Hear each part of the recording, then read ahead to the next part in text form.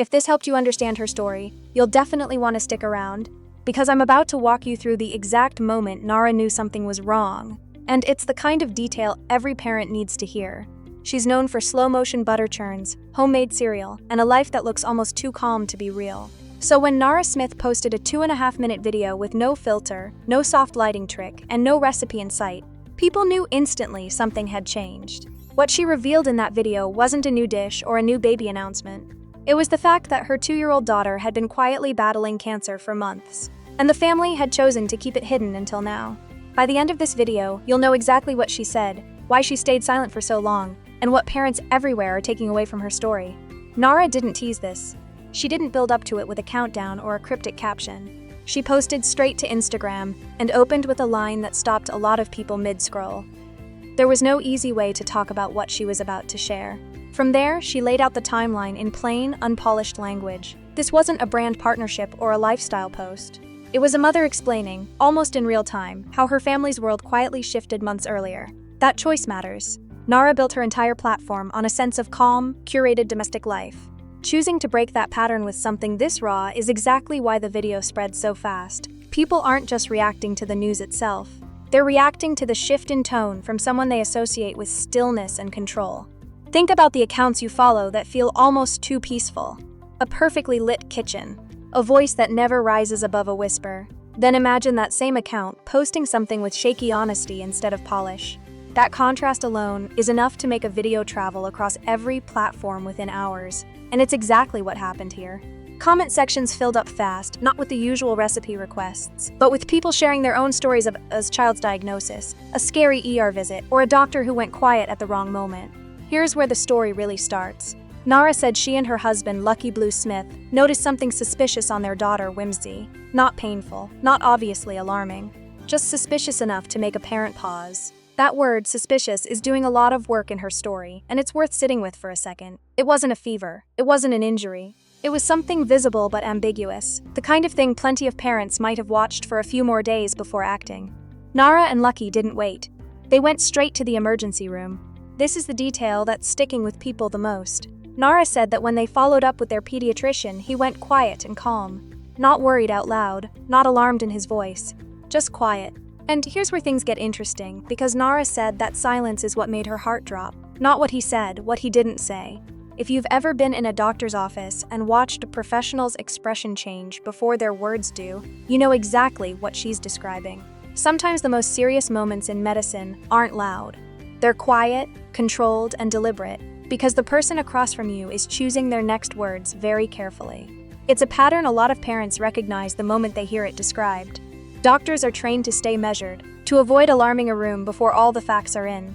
But that trained calm can end up being the loudest signal in the room, because it tells you the person examining your child already suspects something they're not ready to say out loud yet. Nara picked up on that instantly, and it's part of why her story is landing so hard with other parents who've sat in that exact silence. From that appointment, things moved fast. Nara described a sequence of X-rays, ultrasounds, and finally a biopsy. That's a meaningful detail for anyone trying to understand her story, because it shows this wasn't a same-day diagnosis. It was a process of elimination, layer by layer, each test narrowing down what they were dealing with. The results came back with 2 pieces of news at once. Whimsy had cancer, and it had already spread. Doctors told the family chemotherapy needed to start immediately. There was no room for a slow decision or a second opinion tour. The timeline collapsed from suspicious mark to active chemotherapy treatment in a short and brutal stretch of time. It's worth pausing on how compressed that timeline really is.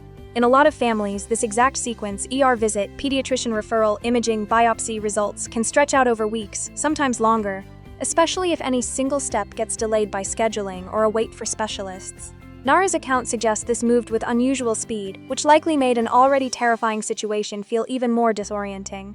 One week you're watching your toddler play, and the next you're being told to prepare for chemotherapy. That kind of whiplash is part of why she described her heart dropping the moment the pediatrician went quiet. Because on some level, she already knew where this was heading before anyone said the word cancer out loud. But here's where most people make a mistake in reading this story. Some assumed the family was hiding something, or being secretive for the sake of image. That's not what Nara described. She said the choice to stay private was about protecting their focus during treatment and protecting their other children's sense of normal life at home. Think about what was happening behind the scenes. 4 young kids, one of them starting chemotherapy, a public platform watching their every move, and a family trying to hold it together without an audience narrating their worst days. Staying quiet wasn't about avoiding accountability. It was about giving one specific child, and the rest of the family around her, room to get through something enormous without turning it into content in real time. Now this next part might surprise you.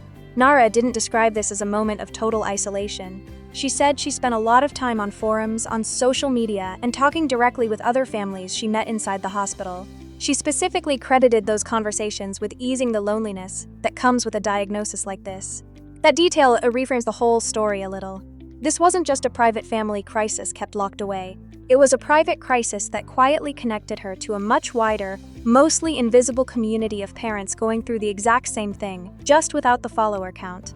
So why post the video at all? Months after the diagnosis, once treatment was already underway, Nara gave a direct answer. She wanted to pay forward the comfort she'd received from other parents. And she wanted to nudge people watching to go get something checked out that they'd been putting off. That's the real thesis of her entire announcement. It wasn't a plea for sympathy or an attempt to control a narrative before someone else did. It was a message aimed squarely at other parents scrolling through their phones at 11 at night, wondering if that one weird spot or symptom on their kid is nothing or something. Here's the part worth remembering long after this video ends. Nara didn't say she knew for certain something was wrong. She said it felt suspicious enough to act on. That's the whole lesson buried inside this story. You don't need certainty to justify a doctor's visit. You just need enough doubt to stop scrolling past it. Doctors see thousands of parents who waited a week, then 2 weeks, then a month, hoping something would resolve on its own. Nara and Lucky didn't give it that runway. They moved the same day. That single decision, acting on suspicion instead of waiting for certainty, is the difference her story is asking every parent watching to consider the next time something feels slightly off with their own child.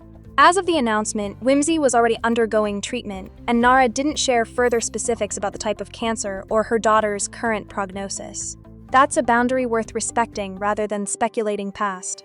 What she did make clear is that some days have been easier than others, and that the family is taking this one step at a time, rather than promising an outcome before they have one. That honesty, no forced positivity, no guaranteed happy ending speech, is part of why the video resonated the way it did.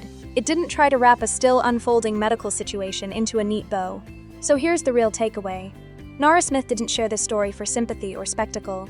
She shared it so one more parent out there might trust that quiet, nagging feeling instead of brushing it aside. If a 2-year-old suspicious mark turning into a same-day ER visit teaches you anything, let it be that instinct is worth acting on immediately, not explaining away. That's really the loop this whole story closes. It started with a mark that looked like nothing, and it ended with a family rearranging their entire life around a diagnosis nobody saw coming. The gap between those 2 moments is exactly why she decided to speak up, and it's exactly why this story keeps getting shared by people who've never met her in person. If this video helped you understand exactly what happened with Nara Smith and her daughter Whimsy, you're going to want to stick around, because next I'm breaking down the early warning signs of childhood illness that doctors say parents overlook the most. Hit like if this story moved you the way it moved me putting it together, and subscribe if you want the real story behind the headlines, without the noise.